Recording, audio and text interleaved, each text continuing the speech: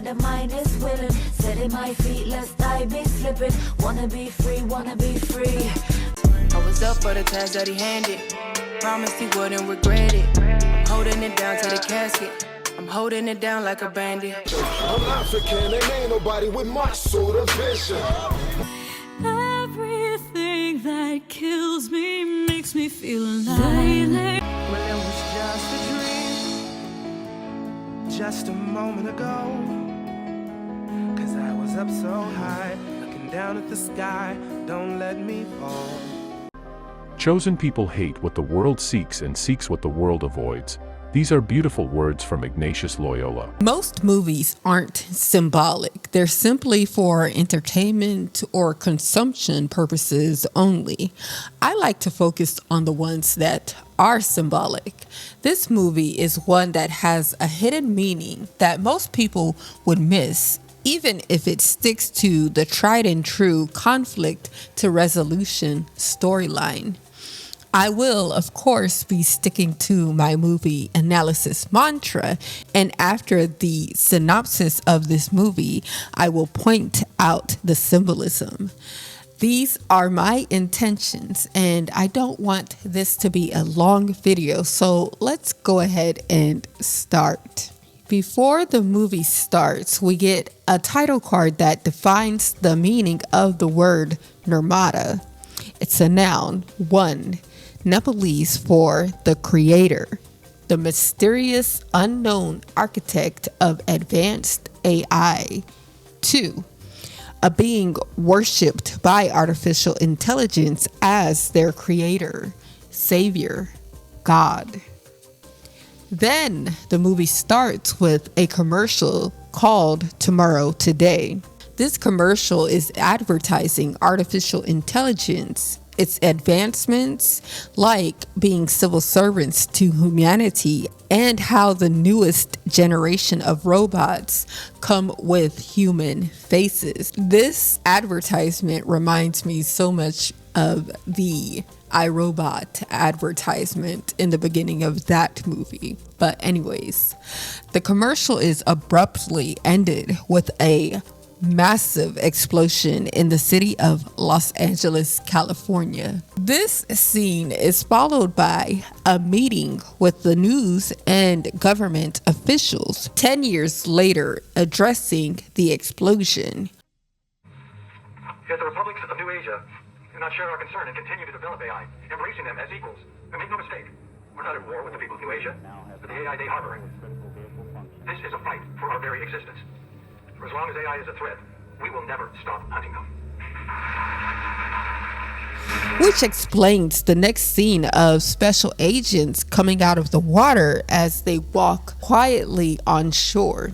A couple in bed in their villa are interrupted by the sound of glass breaking. Moments later, a group of AIs enter the room with a man. The husband looks out the window and alerts the others that Nomad is headed their way. Shit, Nomad's coming this way. Let's go, let's go! Get the boats. Hurry. The husband tells his wife to gather her things so that he can deal with the man. As it turns out to be his colleague, he asked him what he was doing there, and the man informed him about the orders from Nomad. What the hell are you doing here? You're gonna blow my cover. You were gonna give me more time. Orders. Kill Nirmata. Nirmata's not here. You hear me? Nirmata's not here. The husband, Joshua, tries to tell the special forces to call off the raid, and that's when his wife overhears him mention that he's undercover. This scene sets the tone for the entire movie. As the AIs fight back and flee, the wife, Maya, leaves with a group of AIs in a small boat. They don't get very far when Nomad sends down an explosive into the water. The shockwave from the blast assumingly destroys everything around it. Now, this movie is in the theme of an anthology, and we start off with the creator for the first title card. Joshua wakes up to the sound of his alarm, seemingly from a bad dream. As the curtains open, he takes his medications and the television cuts on to the news. It mentions how the manhunt for Nirmata is still underway. The scene cuts to Joshua getting a scan done. They are trying to get him to remember the time before the raid when he was with his wife, but the doctor calls her his source. In the next scene, Joshua is on a bus headed towards Los Angeles to clean up the city from the explosion that happened 15 years ago. Hi. Oh, I saw this video that said the reason AI nuked us was to take our jobs. They can have this job. It's scary how relatable that line is today. Like, wow. As they continue, a robot comes to life and it freaks the woman out. The robot from the blast back then are being recycled. We get another news clip about the blast that happened 15 years ago. It talks about how Nomad was built to help the West win the war against the AI. This happens to be Joshua's home. He is watching a moving photo or video of him and his wife.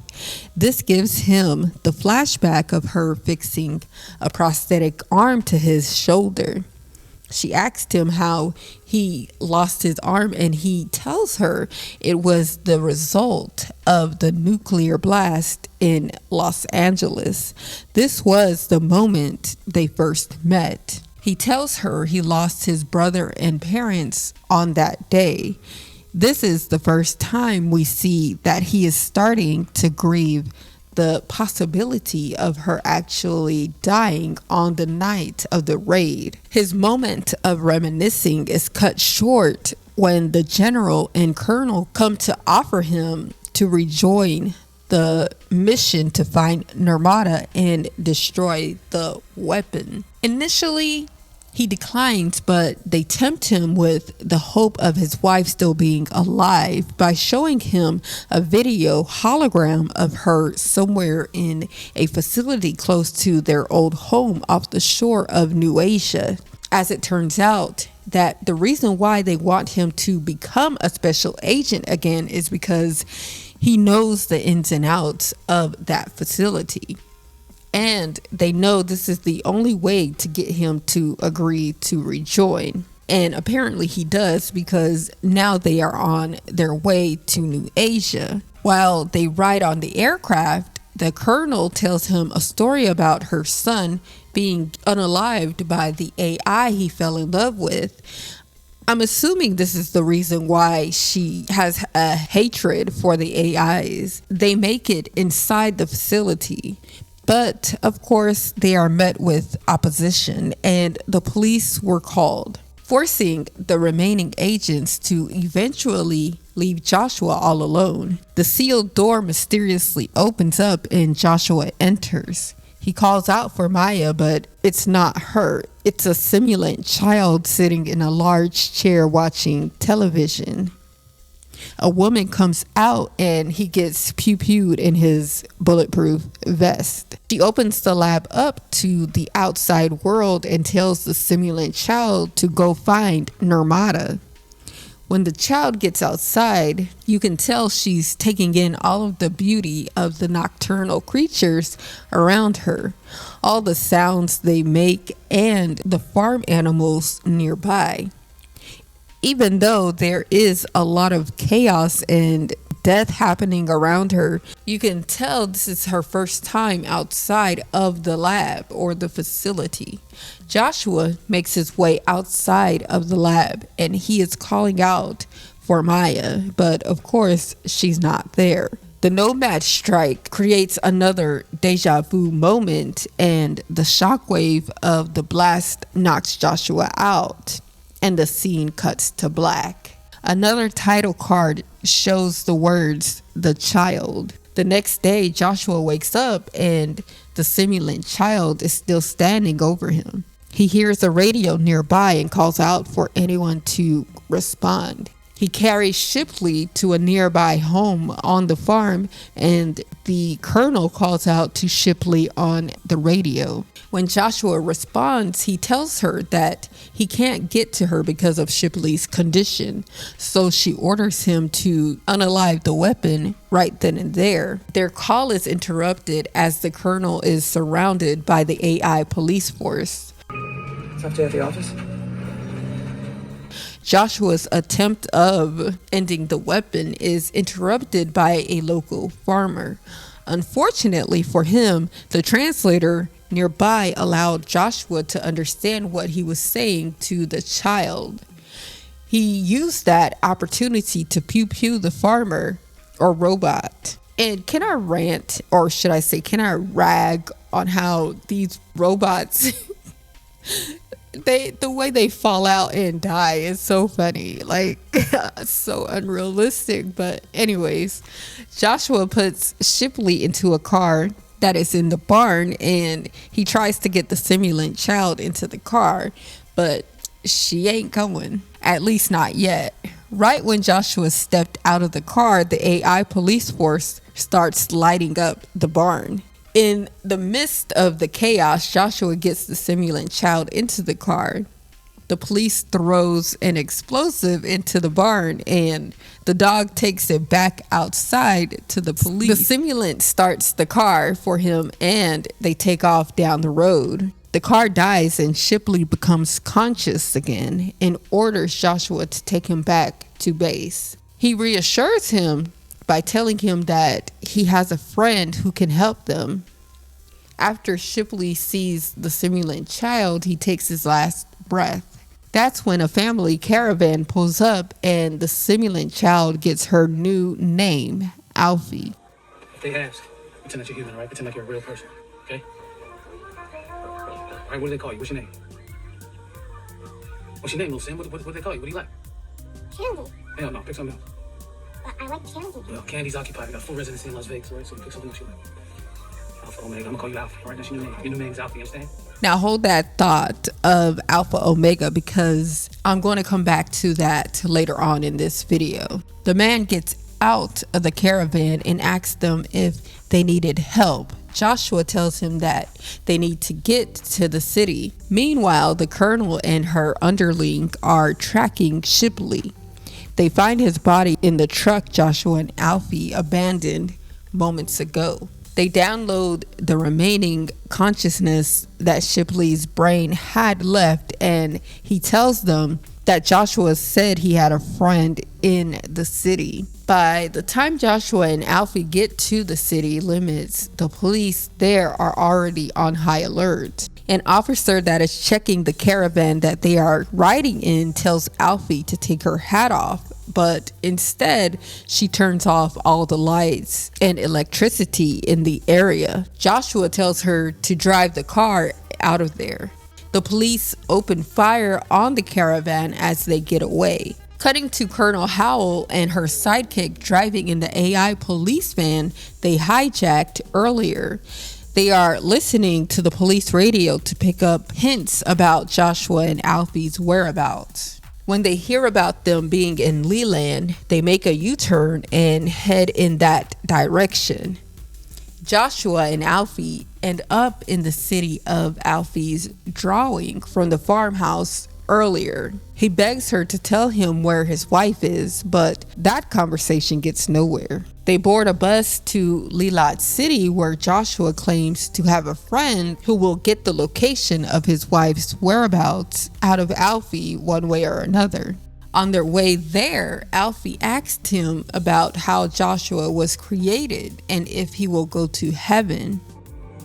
If you're not a robot, how were you made? My parents made me. Where are they now? Oh. They're up in heaven. What's heaven? It's a peaceful place in the sky. Are you going to heaven? No. Why not? You gotta be a good person to go to heaven. So, we're the same. We can't go to heaven. Because you're not good. And I'm not a person. The scene cuts to black and we get another title card that says The Friend. There is a flashback of when the raid happened at the beach house of Joshua and his wife, Maya, when the special force agent was captured by the AIs. Then we get another flashback that goes back even further to before the raid and way before Joshua met his wife, Maya, at the nightclub.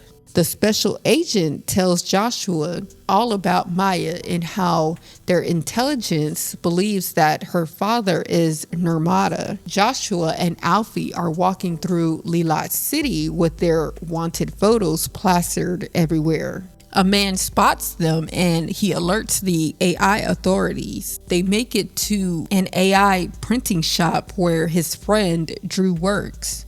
This just so happens to be the man that was captured by the AIs and the man Joshua pretended to pew earlier in the movie. Joshua asked him if he could get the location of Nirmata out of her. Drew informs him of how powerful and advanced Alfie actually is. Holy shit. What? Come here, man. Josh, that's the most advanced thing I've ever seen in my life. The others are just copy and paste, but this kid's different, man. She can grow. She said she can control things. The range of her powers will grow too. Eventually, she'll be able to control all technology remotely, from anywhere. She'll be unstoppable. Drew's AI girlfriend takes Alfie upstairs to their apartment and orders ice cream for her. Now, pause. I want to quickly rag about how these robots can eat and drink and even smoke. Like, how do you have organs? How can you digest anything? How can you even taste anything? Like, this movie is so unrealistic when it comes to that. It's comical in a way, but anyways. The AI police force are in Lilat City looking for Joshua and Alfie, as well as the colonel and her underling. The ice cream gets to the apartment, but too bad it's not actually ice cream.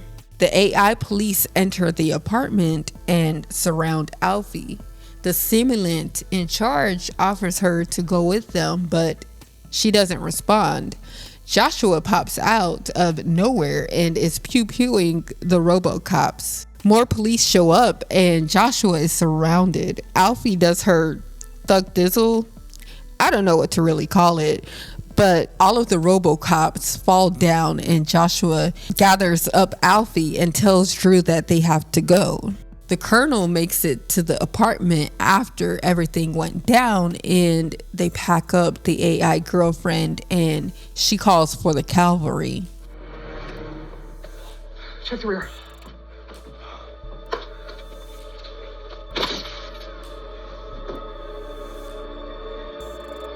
Pack everything. It's time to call in the cavalry. Meanwhile, Joshua, Drew, and Alfie head out to Joshua's old house on the beach where the raid occurred. Joshua gets out of the vehicle with a radiation suit on and the tracker in hand. He finds the ring in the water with a video playing what happened on the night of the raid. Alfie tells Drew that her friends are coming for her. Drew calls out to Joshua, but he can't hear him, so Alfie gets out of the vehicle and walks towards Joshua, forcing Drew to get out of the vehicle as well moments later. Joshua begs her to tell him where his wife is, but like, my gosh, she already told you where she was like 30 minutes ago.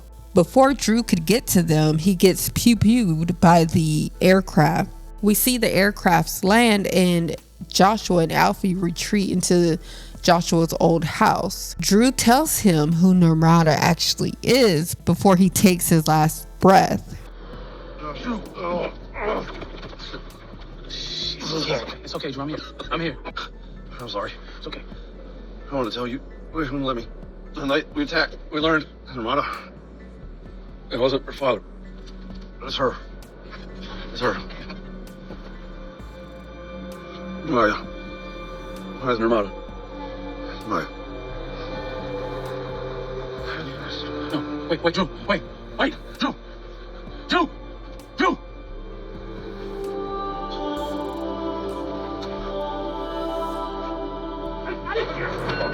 Joshua and Alfie end up back on the beach with nowhere to run. One of the AIs calls Alfie to him, while another knocks Joshua out. The scene cuts to black and we get a flashback of Joshua's first time meeting Maya. Her voiceover tells the story of her father and how he taught her all about AIs and how they are just like us. Cut to black and we get another title card that says The Mother. In the next scene, the AIs that captured Alfie and Joshua are all on a hoverboat. Harun tells Joshua that after Maya's father passed away, she became the next Nirmala. When I rewatched this movie, it seemed kind of strange that Harun would ask Joshua what the child is to him. What do you want with the child? What is she to you? She was taking me to Maya.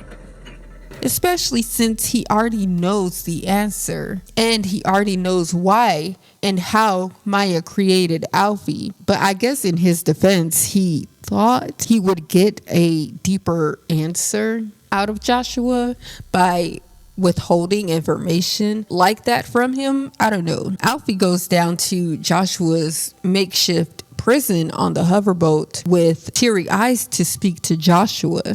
Once he convinces Alfie that he loves Mother and would never hurt her, he asks her to help him again, and she does by releasing him from his prison. Meanwhile, they learn that their base is being attacked by Nomad.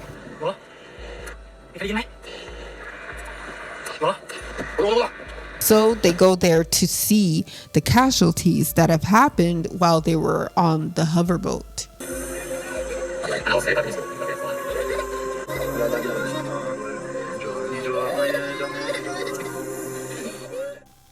A woman tells Harun that they can't hide from Nomad anymore, and he tells her that the child, Alfie, will save them. He also tells them that she doesn't know what she was created for because she's a child and she's innocent. Joshua hides out for the time being.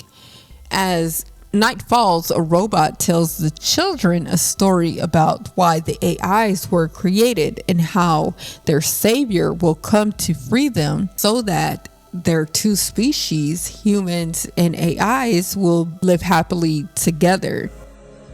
They created us to be slaves, but we will be delivered from slavery. Soon, our Savior is coming with the power to end all wars. We will finally be free, and our two species will live together in peace. Once most of the AIs are asleep, Joshua sneaks up late at night or very early in the morning to get Alfie so that they can go find Mother. Later on, the AIs are alerted that they are under attack. As they scramble, there are smoke balls that are deployed around the perimeter of their base. We see Joshua and Alfie on a boat getting ready to leave. Alfie tells him that she has to help, but Joshua tells her that there's nothing that they can do. Alfie insists that she has to help and instinctively hops out of the boat. Joshua dives into the water and the scene cuts to the AIs preparing to fight Nomad. Nomad begins their attack on the base, and later on we see that it's Colonel Howell and her underling. They program robots that are actual BOMBS. I don't know if we could say that word on YouTube. That run onto the base in order to explode there. Arm the bombs. G13, you're up. Detonation, 100 meter radius. Set in 3, 2, 1, go! Go! Command confirmed. Goodbye, ma'am. It's been a pleasure to serve you. Launch! Launch!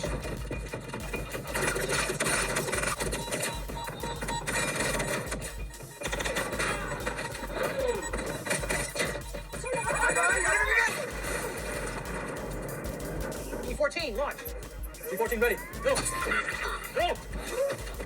The second one stops short on the dock because Alfie is there to stop it and turn it off. Howell's underling is ordered to go get Alfie. G14, come in. What's the problem? Gun radio sound. G14 stalled. Target's at R6. Go get me the child. Copy that.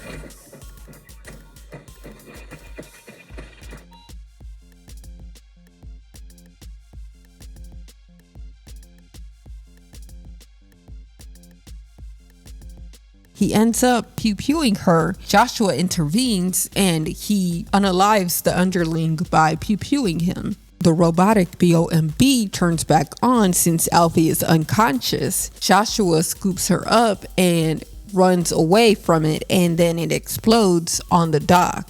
When Harun sees Joshua holding Alfie, Joshua begs them to help her, and they decide to take her to Nirmata.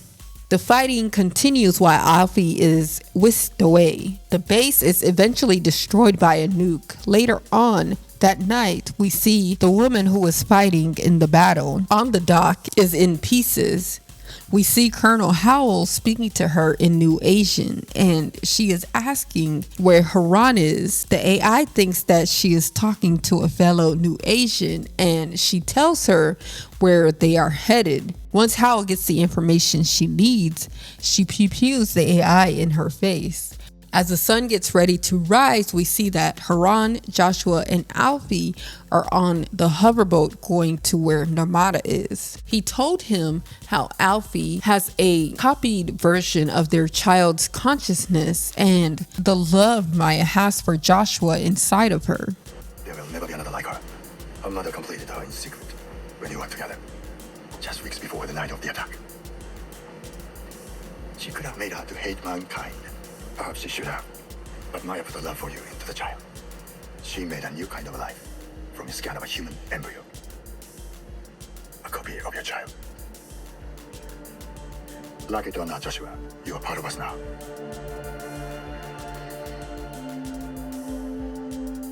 This explains why she seemed as if she knew him all along and why it was easy for her to help him out up until now. It also explains why she freed him from the AI makeshift prison on the hoverboat. Joshua has a flashback of Maya telling him about the time she had to witness an AI who was the mother of a human child or orphan who bled to death. The AI mother was so distraught to the point of turning herself off because of it.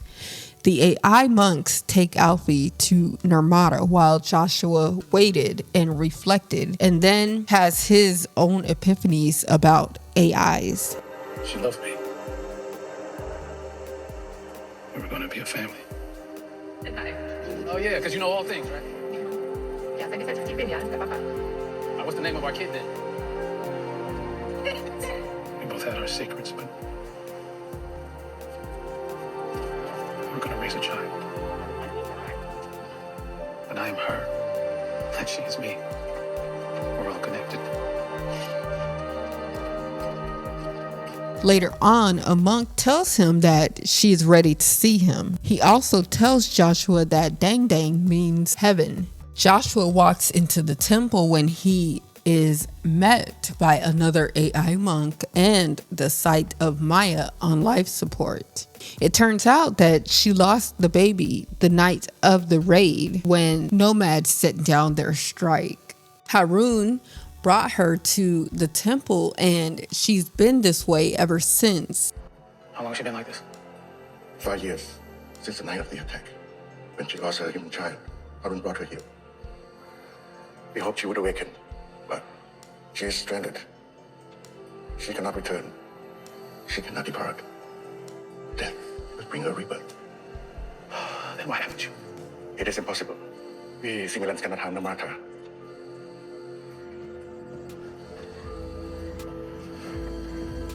Joshua walks up to her bedside. Alfie is lying next to her, humming, and she begs him to help her get to heaven. They say their last goodbyes, and Joshua turns off the machine. Moments later, an alarm sounds, and Haroon says that Nomad has found them. We see Howl in an aircraft giving orders to destroy the remaining AI bases. When she gets inside the temple, she confronts Joshua. He tells her that Maya is gone and to let her rest. She whips out her machine and sets it up to transfer Maya's consciousness to a flash drive. Not until I say so. You playing God now? You know, you're lucky I have orders to take you and that thing back. Stand down, Sergeant. Back off. Let her rest, Colonel. I told you, she's dead, You okay? are a selfish son of a bitch, Taylor. I ought to put a hole in you right now. But you hand that thing over and nobody has to know. You can go home a hero. You lied about Maya being alive. You never let her go back. That's right. That's when Haroon enters the temple, followed by a group of soldiers. They order him to drop his weapon, but before he does, he tags her with a BOMB, and the soldiers open fire on him. Alfie stops the BOMB from exploding on Colonel Howell, but Joshua was like, nope.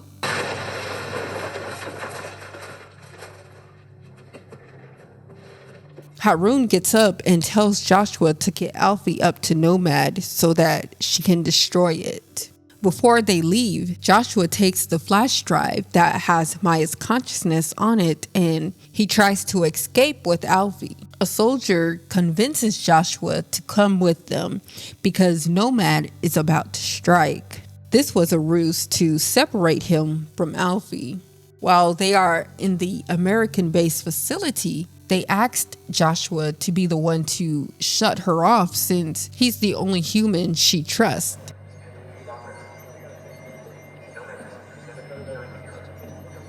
We tried to terminate the weapon cleanly, but she won't let us. She trusts you. So either you help us, or our other methods will be unimaginably painful. This is quick. It's better this way. Let's take worse. Alfie asked him if she was going to heaven, and he whispers in her ear. He pulls the trigger on the specially made pew-pew that is designed to neutralize her. As the scientist unhooks her from their machines they had her hooked up to, Joshua asked the general what will happen to her, or what will they do with her. The general says that she will be incinerated, and Joshua asks to be there for it. As they transport Alfie to the other facility, Joshua sits next to her holding her hand. During the transport, the general gets a call from an intelligence agent, notifying him that they figured out what Joshua said to Alfie earlier. What is it? Sir, we've decoded what Taylor said to the weapon. Patching it through. Not over. Stand by. The general orders them to stop the vehicle that Alfie and Joshua are in, and Joshua tells her to make the caravan crash, causing a pileup with the other government vehicles. They make their way out of the collision scene to a boarding station. Their boarding passes have been blocked, and Alfie tells the robot that they want to be free. The robot allows them to pass through, and they get on a lunar airline. The general orders all planes to be grounded, and Joshua tells Alfie to fly the one that they are on to Nomad.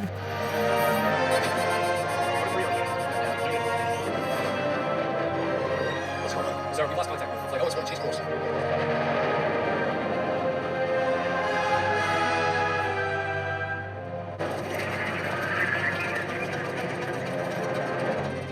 The special agent tries to stop them from getting onto Nomad, but Joshua handles them by opening the door of the airplane, and it sucks them out like a vacuum. Joshua instructs Alfie to stop the missile fire, or the missile launching, by turning the signal off in the control room.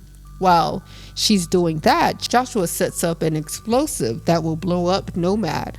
Unfortunately, Joshua begins running out of oxygen.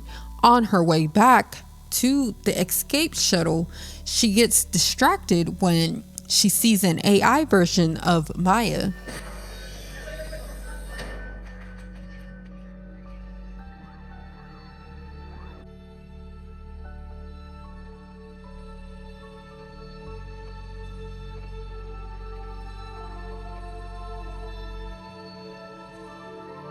Mother? She drags it out of storage and into what I like to call the field of reeds. She takes the plastic off of her and she takes the flash drive from around her neck and places it in the back of the AI Maya's head. She waits for it to turn on, but it doesn't. So she runs back to save Joshua and gets an escape pod ready for them to take back to New Asia. When the general learns of their whereabouts on Nomad, he orders for them to be unalived.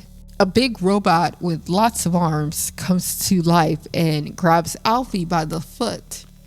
Joshua exits the airlock to confront the robot. Alfie uses her powers to turn the robot off and it lets go of Joshua. Her powers also turns off the signals for the other missile launching and they miss their targets. Joshua tries to open the escape hatch but is jammed shut. The explosive detonates and Joshua makes the decision to let Alfie leave Nomad without him.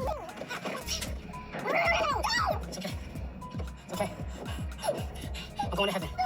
I'll meet you there. I'm going because of you. I want you to go. I want to be with you. How's you happy? I love you.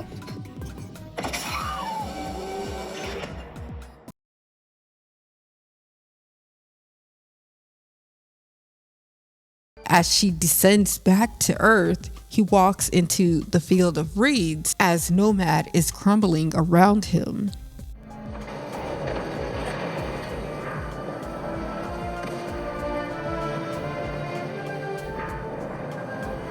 The AI Maya is awake and calls out to him.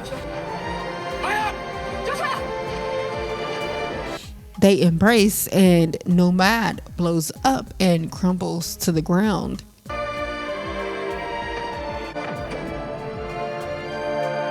Meanwhile, Alfie makes it back to New Asia in the escape pod and it opens up right when Nomad blows up and the New Asians celebrate. A beautiful, bittersweet ending, if you ask me. In conclusion, I loved this movie so much. I made my family watch it with me like twice. And they did enjoy it for themselves as well. I'm glad Joshua found who he was looking for all along, in a way. And I'm glad he didn't die alone. I loved how this movie had a weird father-daughter bonding session going on. I also loved how throughout the movie, you could tell she knew something about Joshua because of how willing she was to help him throughout the movie. And lastly, I loved how still the spiritual aspect of this movie was. It wasn't overbearing or in your face and so obvious. With all of that said, let's get to the symbolism of this movie. Everything isn't simple. At the same time, everything isn't complex. However, I do believe that there is always a deeper meaning than what's on the surface. We are unable to hold in emotions or harbor strong ones like anger. We are destined to shine them outward just as the sun casts out its light on us. We were also not created to emulate the same hue, shade, tint, or vibrant form of light. Some of us have dark or dim lights, and others are so vibrant that they resemble a hue of white or pure light. This is about taking a deep dive into colors and relating them to relationship dynamics, moods, and personalities, while also showing how their association can evoke emotions.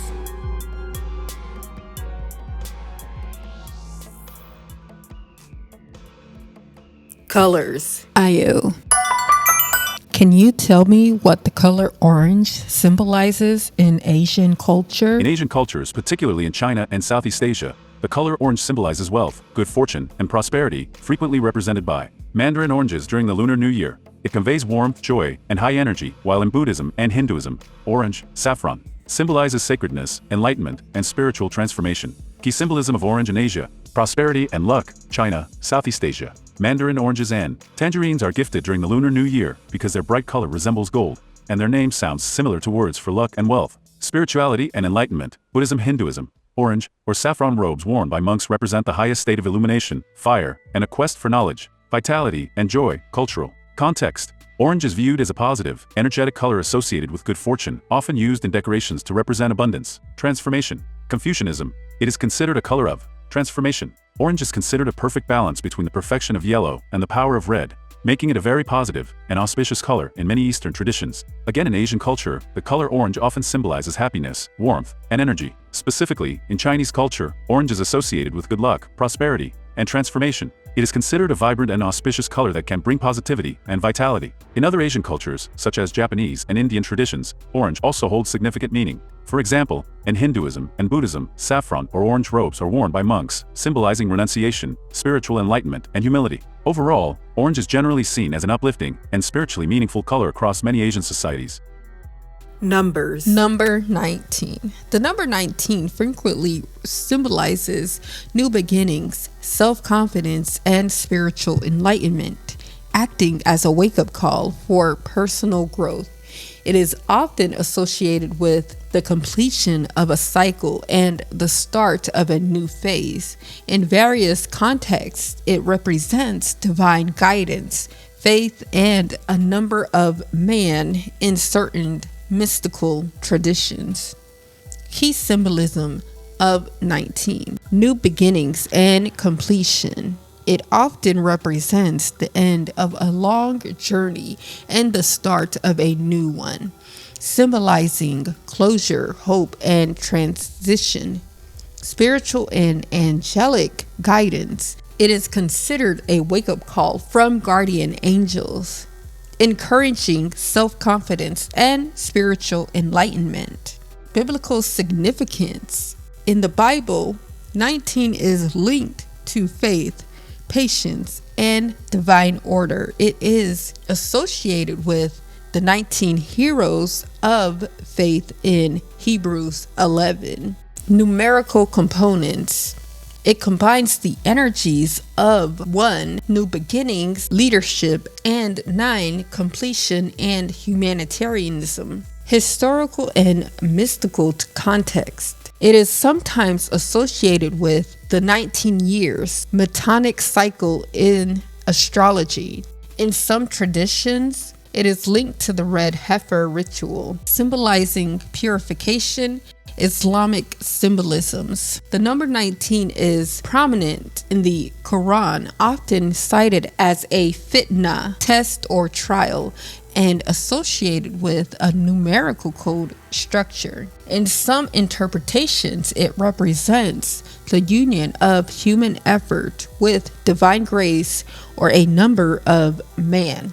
In gematria, I want to include a few clips from the channel Earn Your Leisure to allow Lloyd Strayhorn and 19 Keys to talk about the life path numbers 1 and 9. Yes. So he had a lot going on right People there. Born on the 19th are normally, if they either have it in their name or born in their birthday, they normally excel in life. John H. Johnson that founded Johnson Publication, Ebony, Jet, and all those other magazines underneath it was born on the 19th. If you look at Smokey Robinson, he cranked out songs for days, and even now, and those who were doing the 60s, even now still popular, born on the 19th. So people that are born on the 19th or possess the 19 in their name are very, very fortunate. Because in fact, Dr. Martin Luther King's father was born himself on the 19th of December. So 19 is very important. And in fact, they call the 19 the Prince of Heaven. It denotes honor, success, and esteem. It is the Alpha and the Omega, the beginning and the end, and they're both fire numbers. Which means they're very proactive. 5 represents people who who don't sit around, they take action.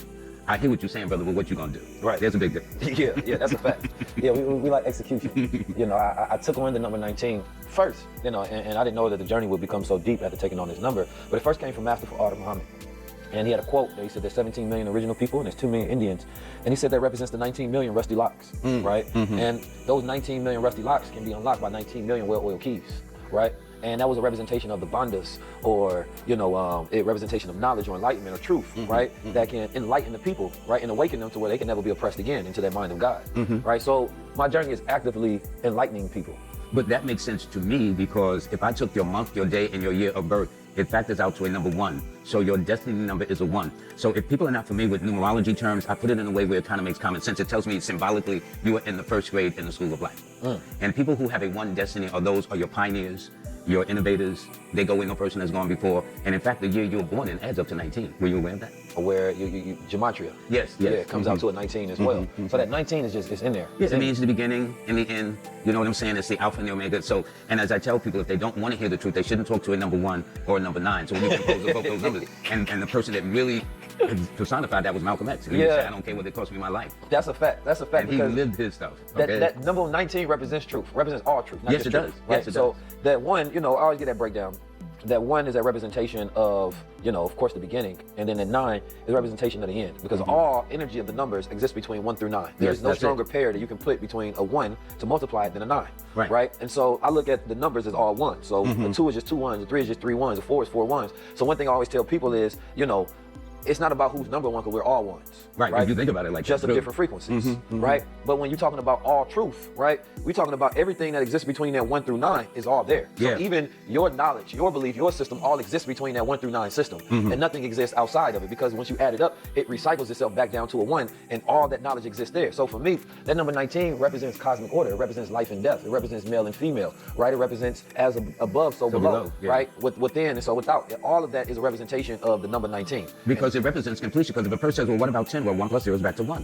What about 11? 1 plus 1 is back to 2. So the numbers basically go no higher than 1 to 9. So anything above that, they call it the FADIC system, F-A-D-I-C. Living in the age of AI, which is 1-9, right? And I always get that breakdown of the AI as the artificial intelligence, artificial insemination, artificial ingredients, because that's man trying to play God. Yeah. Because that number 19 is a representation of God, that all 9. Yeah. So that masculine and that feminine that give birth, right?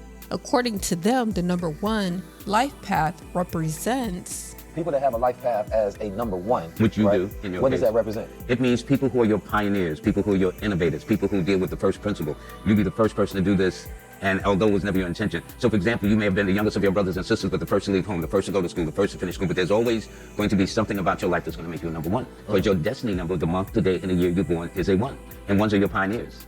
They're your creative people. They're your visionaries. According to Lloyd Strayhorn and 19 Keys, the number 9 life path represents. So like, let's say, I'm not gonna use myself. Let's say a 9 person. A 9 person would do well with other 5 numbers. 1 is a 5 number, 3 is a 5 number. So if I was looking at through the Chaldean system, it still comes up to a 9. You know what I mean? Well, then that's nice, because that means in both systems that, and see, in the Chaldean system, 9 was held with such respect, such honor. They didn't even include the 9. But if your name added to a 9, then that even represents a lot of power, because 9 is one of those numbers whether you add a number to it or subtract a number to it, the root number is still going to be the same. So if I say 9 plus 5, that's 14. But if I add 14, it's back to the root number of 5 again. Yeah. You see what I'm saying? So it has one of those interesting dynamics to the nature of the number 9. So that's how I'm seeing that. But no matter how you do it, these numbers will guide you. And did we talk about the number 9? Because that is ruled by the planet Mars. I don't think we went deep on number 9. 9 represents 9. You can't go any higher than 9. 9 is a humanitarian number. 9 is universal, global, international, inspirational, motivational, bring out the best of people. 9s like to be the master of their fate, though, and the captain of their ship. Yeah. 9s don't take orders well. 9s, I explain when I see a 9 person, they think they're the greatest thing since ice cream. Now, my name adds up to a 9. Of my 3 sons, all their first names are 9s. Yeah. Because I want them to be men, not males. Men. There's a big difference. I like that.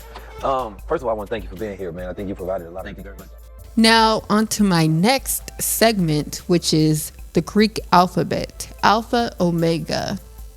Let's start with Alpha. Alpha generally represents the first primary or beginning derived from the first letter of the Greek alphabet.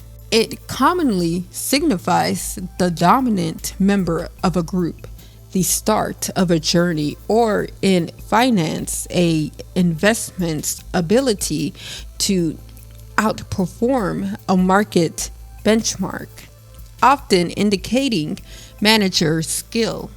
Omega. The Omega symbol is the 24th and final letter of the Greek alphabet, universally representing the end, the limit, or the ultimate conclusion of a set concept or event, often paired with alpha, the beginning. It signifies completion, infinity, and perfection. Key meanings and uses. Symbolism represents the great end or the finality of something significant. Religion. In Christianity, it signifies God or Jesus as the Alpha and the Omega, the beginning and the end, referencing eternity. Engineering or physics, uppercase omega is the symbol for ohms, the unit of electrical resistance. Lowercase typically represents angular frequency or angular velocity. Cultural or other, often used in branding. For example, omega watches representing perfection or to describe the lowest ranking member of a group, the omega wolf. So in summary, the omega symbol is a versatile, powerful marker for finality, completion, and ultimate limitation. In this movie, Alfie represents the number 19 because she is the Alpha Omega. She is the beginning to a new generation of AI and robotics. She is also the one to end the tyranny of Nomad, the West, and humans against the AI race. It would have been cool to see if Maya downloaded information of how to create other AIs just like Alfie, but I guess we'll never know. This brings me to my next segment of this video, names. Joshua. The name Joshua is of Hebrew origin, derived from Yeshua, meaning Yahweh is salvation, God is deliverance, or God saves. It is a strong biblical name representing themes of leadership, faith, and divine protection, most notably borne by the successor to Moses, who led the Israelites into the Promised Land. Key aspects of the name Joshua. Hebrew roots. The name combines Yahu, referencing or referring to God, and Yahshua, meaning to save or deliver. Biblical significance. Joshua was Moses' assistant and one of the 12 spies, and ultimately the leader who led the Hebrews to the Promised Land. Connection to Jesus. Joshua and Jesus. It's often associated with the nickname Josh. The name reflects a legacy of courageous leadership and spiritual trust, rooted in the idea of God providing rescue. Maya. The name Maya has diverse, rich origins, most notably meaning illusion or magic. In Sanskrit, water. In Hebrew and in Greek, it means good mother. It is a popular multicultural female name symbolizing creativity, wisdom, and maternal strength, often associated with nurturing qualities, and the goddess Lakshmi. On the website babynames.com, it means good mother, illusion, water. Harun. Harun is a masculine name of Arabic origin, meaning exalted, high-ranking, mountain of strength, or lofty. It is the Arabic form of the Hebrew name Aaron, referring to the prophet and brother of Moses. In the Quran, the name is associated with leadership, strength, and historical figures like Caliph Harun al-Rashid. Key details about the name Harun. Origin primarily Arabic, with roots in Hebrew as the equivalent of Aaron. meaning exalted, lofty, mountain of strength, leader, or warrior, lion. Significance in Islamic tradition, Harun, or sometimes Aaron, is a respected prophet and the brother of Musa, Moses. Variations: Harun, Arun, which is Hebrew, and Haruna, which is South Asian. This name is often chosen for its religious, historical, and strong connotations. Now, the last thing I want to talk about and connect this movie to consciousness and spirituality is the divine trinity and spiritual reward. The divine trinity I am speaking about is a divine trinity of father, mother, and child. Although we don't get a title card for the father, Joshua, the story in its entirety is about the father going on a journey, assisting the mother, although it being posthumously, and the child to bring salvation to the AI race. Alfie. All right, listen. Here, I'll be with you on the radio. You gotta stop them from launching the missiles. You go turn the power off so I can blow this place up. Mother, this is what she wanted. Do it for her. Do it for Mother. Go to the control room and shut down the power. I'll meet you back here. Go. Passing down the title of Nirmata from generation to generation, and ultimately making Alfie the next Nirmata. She is literally a demigod.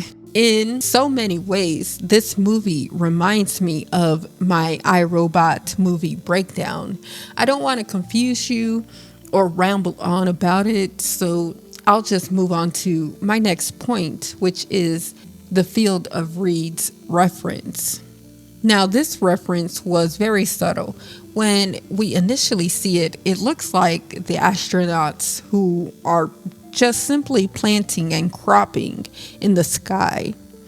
Now, I want my AI to tell you what the Asian version of the Field of Reeds is. Io, can you tell me what the Asian version of the Field of Reeds is? But first, explain to me the Egyptian version of the Field of Reeds. Sure. The Egyptian concept of the Field of Reeds, known in ancient Egyptian as Aru or Akadat, is a fascinating and important part of their idea of the afterlife. It represents a lush, idealized version of paradise where the soul would live forever in happiness and abundance. In ancient Egyptian beliefs, after death, the soul would journey to the underworld, and if it passed the judgment of Osiris conditions that included the soul's heart being weighed and found pure, it would be granted entry into this idyllic realm. The Field of Reeds is often depicted as a beautiful, verdant paradise, similar to the Nile Delta, with fertile fields, flowing waters, and abundant crops. It was essentially the eternal homeland, where ancestors and the righteous could enjoy a peaceful, prosperous existence free of suffering. This concept reflected the Egyptians' deep longing for eternal life and a perfect afterworld, and it was a central theme in their funerary practices and beliefs about what happens after death. They even envisioned funerary texts, like the Book of the Dead, helping guide the soul to this divine paradise. While the concept of an ideal afterlife like the Egyptian Field of Reeds is specific to Egyptian mythology, many Asian cultures have their own visions of paradise or enlightened realms that serve a similar purpose. In Buddhism, for example, there are several heavenly realms called Pure Lands or Pure Buddha's lands, with the most famous being the Pure Land of Amitabha Buddha. This is a celestial realm where beings who have faith in Amitabha can be reborn and enjoy a blissful environment free from suffering, obstacles, and the cycle of rebirth, samsara. It is envisioned as a beautiful, tranquil landscape, with perfect conditions for practicing Dharma, the Buddhist teachings, ultimately leading to enlightenment. In Chinese tradition, Taoist ideals also include heavenly realms, paradises where mortals and enlightened beings dwell. These are often depicted as beautiful, harmonious worlds filled with lush nature, ancient sages, and eternal youth. These realms symbolize spiritual harmony and the pursuit of immortality, reflecting the Taoist focus on harmony with the natural order. In Japanese culture, concepts of the afterlife vary but often include the Pure Land, Jado, similar to the Buddhist Pure Land, where the faithful aspire to be reborn for enlightenment. Shinto, Japan's indigenous religion, emphasizes harmony with kami spirits and reverence for nature rather than a specific paradise, but some traditions focus on ancestral spirits dwelling in peaceful, sacred spaces. The Field of Reeds Aru is a uniquely Egyptian concept of a perfected, agrarian afterlife, and there is no direct, singular Asian equivalent in mythology. However, similar afterlife concepts involving peaceful paradisiacal realms include the Pure Land, Buddhism, or the Western paradise of Shiwangmu, Daoism. Key comparisons in Asian, particularly Chinese, mythology include the Pure Land, Sukhavati, a Buddhist paradise where followers are reborn to continue their journey to enlightenment, free from suffering. Mount Kunlun Western paradise, Daoism, the dwelling place of immortal beings, and the Queen Mother of the West, offering 176 eternal life and a blissful existence. Overall, while the specifics differ, many Asian traditions envision paradisiacal realms of peace, bliss, and enlightenment, an ideal world where beings can enjoy eternal happiness, free from suffering, and continue progressing spiritually. As I mentioned earlier in this video, that in this movie, there are a lot of subtle mentions of heaven. Joshua's ending was like a plot twist because I wasn't expecting him to be the one to get his own form of going to heaven.